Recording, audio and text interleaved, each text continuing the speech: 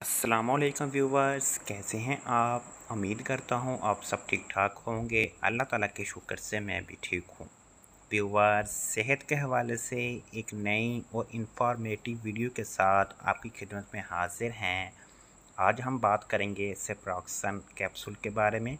आपको बताया जाएगा सेप्रोक्सन कैप्सूल किन मसाइल में इस्तेमाल होता है, इसको इस्तेमाल करने का तरीका क्या है, इसके साइड इफ़ेक्ट्स क्या हैं और इसको किस तरह से इस्तेमाल करना है, और वो कौन से लोग हैं जो सेप्रोक्सन कैप्सूल को इस्तेमाल नहीं कर सकते।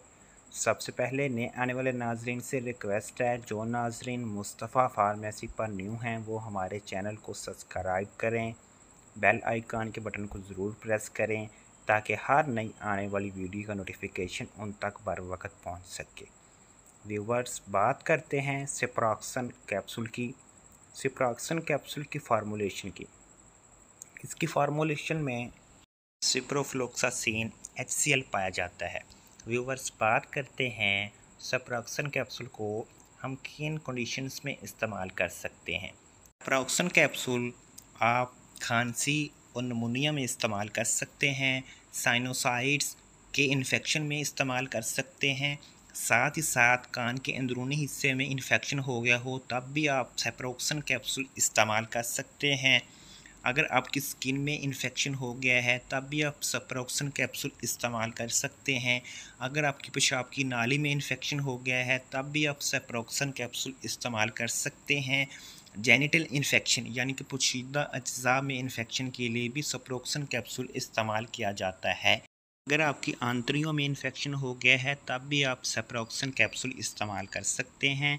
टाइफाइड में भी मुफीद है। अगर आपको हैज़ा हो गया है तब भी आप सेप्रोक्सन कैप्सूल का इस्तेमाल कर सकते हैं। व्यूवर्स, इन तमाम मसाइल में आप सेप्रोक्सन कैप्सूल का इस्तेमाल कर सकते हैं, आपको बेहतर नतीजे देखने को मिलेंगे।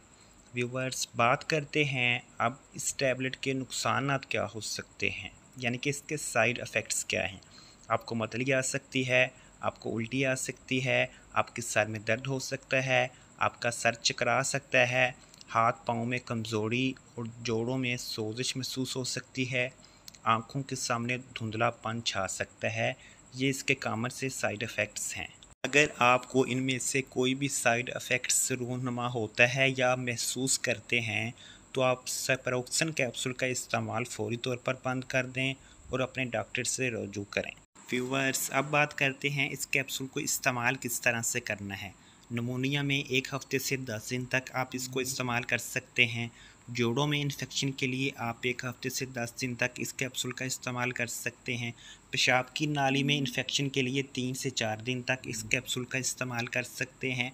टाइफाइड होने की सूरत में आप 10 दिन तक इस कैप्सूल का इस्तेमाल कर सकते हैं। व्यूवर्स, ये था सेप्रोक्सासिन कैप्सूल का मुकम्मल रिव्यू। अगर आपको हमारी वीडियो अच्छी लगी है तो लाइक करें और शेयर करें। मैंने प्रीवियस वीडियो एंड्रेक्स कैप्सूल के ऊपर अपलोड की है। अगर आपने वो वीडियो नहीं देखी तो वीडियो का लिंक नीचे डिस्क्रिप्शन बॉक्स में दिया गया है। ऊपर आई बटन शो हो रहा है, आई बटन पर क्लिक करें और मेरी वीडियो को देखें। अगर आप मेडिसिन के रिलेटेड कोई भी इंफॉर्मेशन हासिल करना चाहते हैं तो आप कमेंट्स बॉक्स में डिस्कस कर सकते हैं। तब तक के लिए अल्लाह हाफिज़। इंशाल्लाह मिलते हैं एक नई वीडियो के साथ।